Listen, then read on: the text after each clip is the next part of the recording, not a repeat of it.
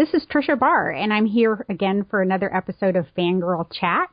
I have a special guest with me today, Kay from Fangirl Blog. She does some of the reviews and articles on the blog, and you might know her as @geek_Kay on Twitter. Welcome, Kay. Hi. Glad to have you. Kay also did our little logo for Fangirl Chat, so I'm excited to be here. I am happy to have you here. So today we're talking specifically about Thor: The Dark World. Woo-hoo. So do you want to sum up your basic thoughts from your review on the movie? Basically, I just thought the movie was a ton of fun. They had a lot of questionable elements to it, like, does that science work? And wait, if that person's there, how is this working? But overall, there was just so much going on. It was just so much fun. And there's a lot of great characters and action and drama. So I just really enjoyed watching it. So every once in a while, it's the, should I really suspend my disbelief? Yeah, but I had a lot of that at the beginning. And I know there were still questionable things as we got going, but so much was going on, and it was just all so exciting that I was able to just let that all go finally, which is hard for me personally, but so that's saying something for the movie. Yes, you're into the science, and you always wanted to be an astronaut, so that stuff, you know, it's relevant to you. Yeah. So let's talk about the most important character in the movie, supposedly, Thor. I was waiting to see who you'd say. His name is on it, so we'll talk about Thor first. How did Chris Hemsworth do? I really liked him. I remember when I watched the first movie, I wasn't a huge fan of him at the beginning, but I kind of think we weren't supposed to be. He was like all stuck up and arrogant, and then he learns his lesson and everything. So this movie, he gets to start right off the bat with just being like charming, and he's concerned about Jane, and I think he's definitely a likable character and someone you would want on your side. Well, that's always important. And then we can't not talk about Loki then, and Tom Hiddleston, who had his role beefed up in this after they realized that he has a big fandom. I mean, the young lady who wrote the article on Loki for Fangirl Blog, you know, you get guest bloggers, and you think, oh, you know, there's this Loki blog, and I remember you were, oh, yeah, Loki posts, and that thing got hit like crazy, so there's all these Loki fans out there. Oh, there are tons. Tumblr is a scary place if you're a Loki fan. Well, it could be very exciting or very scary. So what did you think of Loki? You know, he's sort of, I guess he's a character that you're, you know, supposed to be the villain, but people seem to love him. So what do you think Tom Hiddleston brings as a character that makes him that way? I do some acting, and I would say from the acting perspective, like, that is the role you would want in the movie. Sometimes it's more fun to play the bad guy, because you don't have to worry about getting anyone to like you. And, but it's just such a complex part, and I said in my review, it's like he's existing in another plane from all the other characters. And he intersects with them, but he's like has his own thing going on, and you never know, you know, is he being truthful here, or is he pulling something over? Is this part of a larger plan, or is this something just here? I thought there was some interview with Tom Hiddleston where he said that Chris Hemsworth asked him at one point while they were filming, like, what is Loki's endgame? What does he want out of all this? Does he just want to be the king? And Tom Hiddleston said that he wasn't sure that Loki really wants to win. He more so wants everyone to lose. And, like, right now. He wants everyone else to lose right now. So that's, you know, a character who is never going to be satisfied, because people will get back up from losing, and then he'll have to fight them again. So, I think, too, in the first Thor movie, he had that, you know, like, wounded puppy look that he does very well. And I think that definitely got a lot of fans probably just from that look. But, you know, I think a lot of people could relate to that too, feeling like you don't belong somewhere and, you know, wanting to be part of something or wanting to earn someone else's respect and never quite getting it. So I think he has a lot of sympathetic qualities, even though he is a really nasty person. Like, I like his character, but I know there are fangirls out there who are like, I want to marry Loki and have his babies, and I do not. That would just be messy. No. Well, it's interesting that that you bring that point up, that he doesn't necessarily have an end game, so to speak.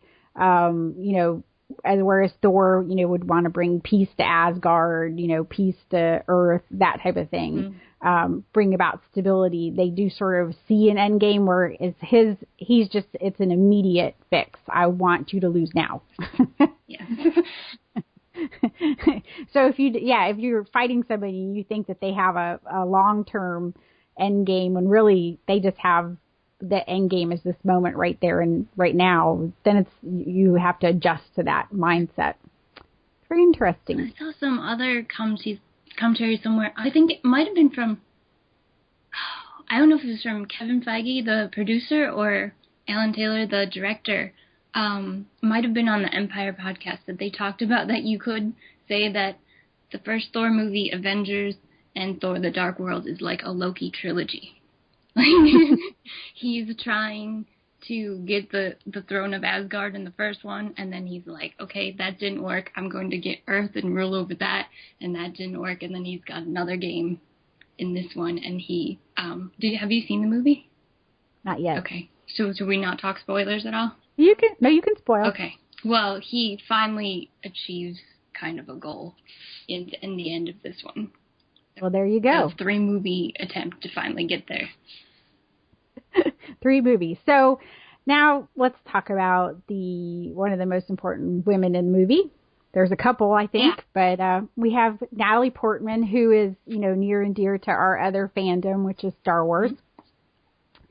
So Natalie Portman is Jane Foster, and one of the great things that came out of this was they had they have the STEM project that, be a Jane Foster that Marvel's doing, which I really like, because you don't have to necessarily be a superhero to be important, or a queen or anything else. You could just get an education. And so what did you think of Jane Foster? I really liked the role that she played in this.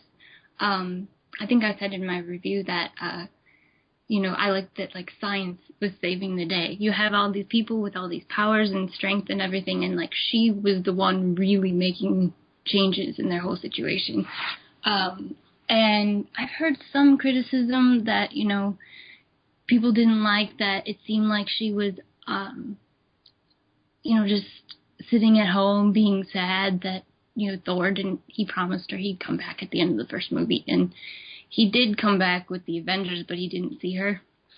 And, but I thought that they made it where they weren't really dwelling on that. Like, clearly she was upset about it, and I think anybody would be in that situation.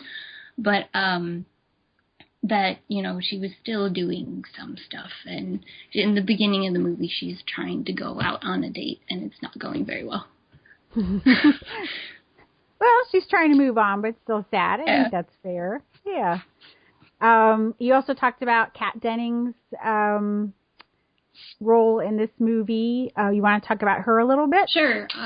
Well, I think a lot of people would agree. She's kind of like the audience stand-in for the movie, where she'll make the commentary that, you're thinking, or makes the whole movie more self-aware, and she asks questions that help move the exposition along. But as a character beyond that function, she's really funny, and she is very loyal to Jane. At one point, she reveals she's not even being paid to be Jane's intern, but she's still hanging out with her and carrying her equipment around, and she actually hires her own intern that she doesn't pay either to carry around things for her.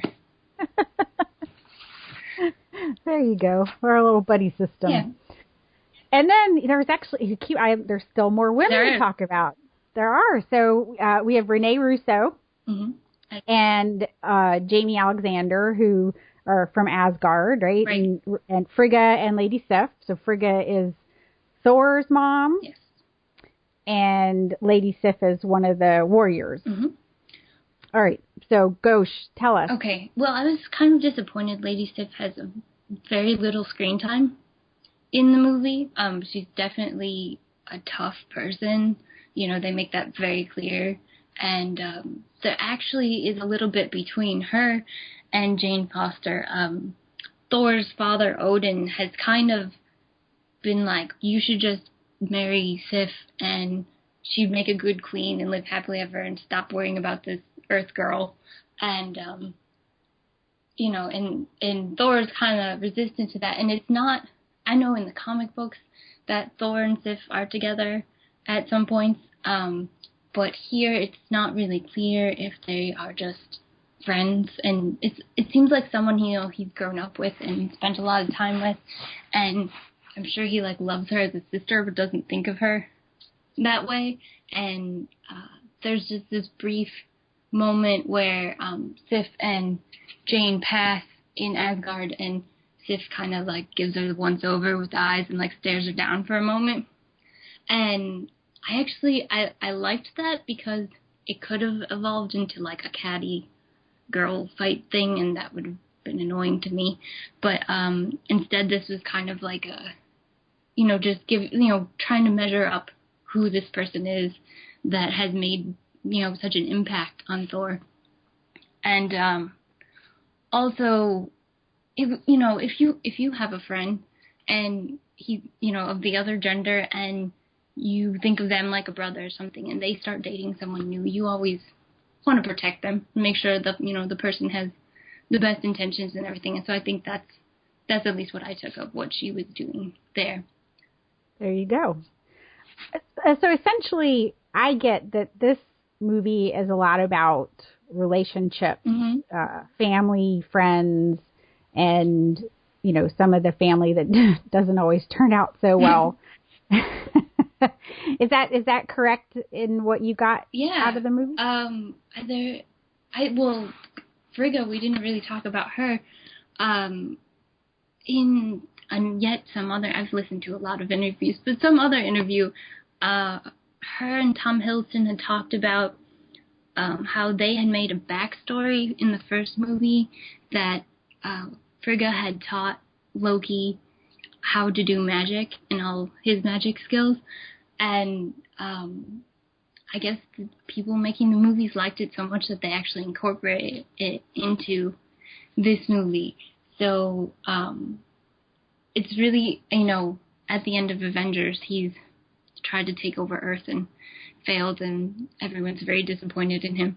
And, you know, so it's interesting, like, the relationship between him and his mother, and she clearly loves him and cares about him, and is definitely more demonstrative of that than anybody else in Asgard, if they even feel that way. And he still will, like, say something really harsh to her. And she'll, you know, and then she'll, like, back up, and then he'll, you know, he gets this look like, oh shit, wait, no, oh, no, I have to stick with that. I said that. And so I think that was a really interesting relationship. And then, you know, there's his relationship with Odin, and Odin and Thor has a different relationship than each other, and Frigga still clearly cares about Thor, but it sort of seems like Loki's her favorite. So there's just so many dynamics at play. Well, I think that's kind of really neat what we're seeing from the Marvel movies, is that the Avengers set that up too, where it's not just one person's story driving it. There's a lot of characters, and all of their events are becoming part of this puzzle. You don't just see a character or hero on his journey, you know, going along, and people are just sort of there for the ride, and they just do what needs to be done. You see in the Avengers, everybody sort of is bouncing off each other. There's sort of all these, you know, balls in play, and, you know, when the balls crash off each other, they go different directions. Right. So you know, you're talking about a lot of different relationships. Again, this is another Marvel story, they're not relying on, this is Thor's story and what happens to Thor matters. It's everybody's got a role to play in the story. Yeah, there's a lot of characters that have like their own, little plots, and that's more their concern than whatever he's doing, but there's still the connection to him. So, yeah, I really enjoy that. It's just so much more interesting to watch than like something you would think of as like a flat superhero story where we only think about that character. Yes, exactly. And really, back in the day, in the early, I'm thinking of like the Christopher Reeve early Superman, mm-hmm. They had sort of that vibe where, you knew the people at the Daily Planet and you knew Lois and all the other characters sort of seemed to matter to the story, and that, sometimes it seemed like a lot of stories ended up falling away where it was just the central character mattered. Right. So it's nice to see kind of go back to that storytelling style. Mm-hmm. I'm trying to see what else. So would Jamie Alexander make a good Wonder Woman? Because I just have to ask. Probably. Yeah. I think she has enough like power to her, and she's, has the whole physicality of it. Yeah, I think she could do that. You can pull it off. And you talked about the okay, so I have to ask about the thing that I noticed in the one trailer. We sort of talked about this on Twitter. The flying ship when Thor and Loki are flying, and they're standing up. We talk about suspension of disbelief, right? Right. Is are the type of things that you felt a little incredulous, like, oh, how are they doing that, or were there other things? Well, it was kind of weird to me personally because, like Thor and all that's based out of Norse mythology, and then so I'm thinking of Vikings and like ships, and they live in space, but in their world has some pretty cool elements to it, but besides like the whole Bifrost and all that, you don't see a ton of technology. So for a spaceship to arrive, it was kind of weird, but it still worked. And and they have like flying boat things on Asgard, and the Dark Elves have these ships that can like cloak themselves so they just disappear, and they also seem to use them like a knife to just cut up land. But Thor just jumps in and he's like, I'm going to fly this thing.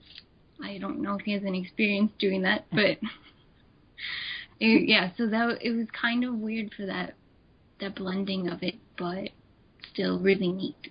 And have you seen the Big Bang? Do you watch the Big Bang Theory? Sometimes. Have you seen the one when the girls read they go to the super comic store and get the Thor comic and read it?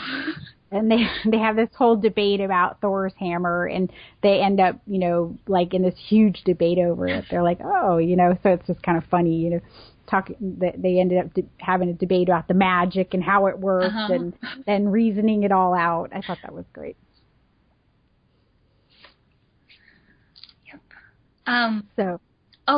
Something else I wanted to talk about is among you probably got a little of this out of my review, but among the women, they're all so different from each other. They have similarities, but like the way they're portrayed, it just seemed kind of weird to say about like superhero, mythic, sci-fi thing, but it seemed really natural. That every woman wasn't like the other one. There were different ways of showing strength or loyalty. It wasn't just like a cookie cutter with a different face on the front of everyone. And you can even say that about all the characters. Like, even your good guys aren't necessarily 100% good, and they won't always do something that you will agree with every time. Like, I think Odin is a jerk. He's on the good guy side. He's a ruler. He seemed to keep things in Asgard pretty in line, but when it comes to dealing with other people, he's kind of a jerk. Yeah, I got that from a lot of people. So I have to say, at least in the Dark World, there's no Odin Sleep. Which I was like, there's been a lot of memes on Tumblr and everything about Odin Sleep. Like, whenever there's a problem, Odin just goes to sleep. And at least it's like a relationship problem. He just goes to sleep and doesn't talk to anybody about it. That's interesting. Oh, wow. So, anything else on the movie that was in there in your head that you wanted to get out and talk about? Oh, man. The ending is, like, I didn't see it coming. I feel like I should have, and I feel like I'm hoping to go see it again in theaters and that I will watch for it. But, do you want me to talk, like, about what the end is, or should I just be vague? No. Okay. No, go ahead. So, after they've saved the entire universe, of course, Thor goes back to Asgard and leaves Jane on Earth, and it kind of seems like it's going to be a repeat of the last time. But he goes to talk to his father, and his father's sitting on the throne, and his father's telling him, like, I'm proud of you. I think it's time for you to take your rightful place and all that. And Thor is like, no, I'm good where I am. I don't think I'd be a good king. I think I'm good at what I do now. And that's basically the summary of what it is. And I'm trying to remember if he compliments Loki or not at that point or something. But at this point, we think Loki is dead. And because it looks like he sacrificed himself to save Thor. And then Thor walks away to go back to Earth, and Odin changes into Loki. It was Loki the whole time. Oh! Yeah. And I was like, oh, when that happened, I'm like, wait, I feel like I should have seen that. I'm sure they were dropping clues, but it was, kind of like a slap in the face at the very end, but also, that just changed the entire dynamic of that conversation, that it was actually Loki talking to Thor, not his father. Yeah. So that's definitely something, like, that made me want to be like, when is the next showing of this movie? I need to watch that again with that knowledge.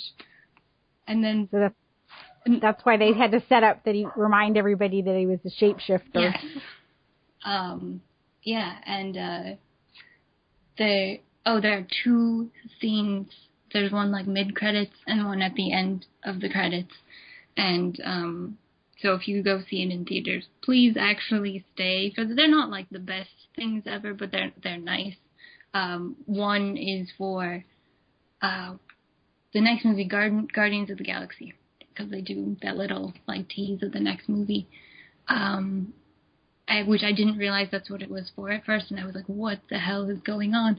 There's I think it's Volstagg and Lady Sif, and they're visiting characters from the Guardians of the Galaxy thing and tying those stories together.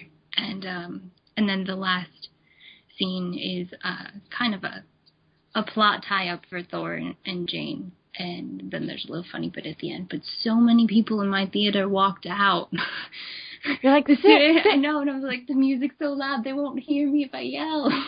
I was like just trying to stare at them with my eyes, like imploring, no, don't you know?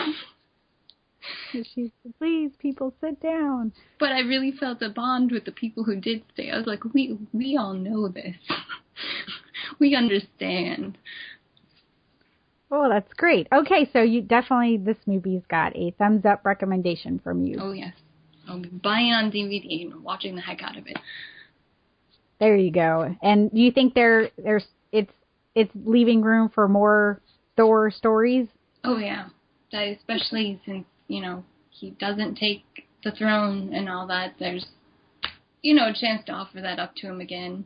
I'm sure there's other people who are angry at Asgard or trying to take over the galaxy. Someone always is, right? Exactly. Well, Okay, thanks again for sharing your thoughts with Fangirl Chat. Thanks for having me. And we're going to remind people where they can find you on Twitter. It's at geek_K. Right. And then also you write book reviews, and you've done some pieces, some roundtables at Fangirl Blog. A little bit of everything. A little bit of everything.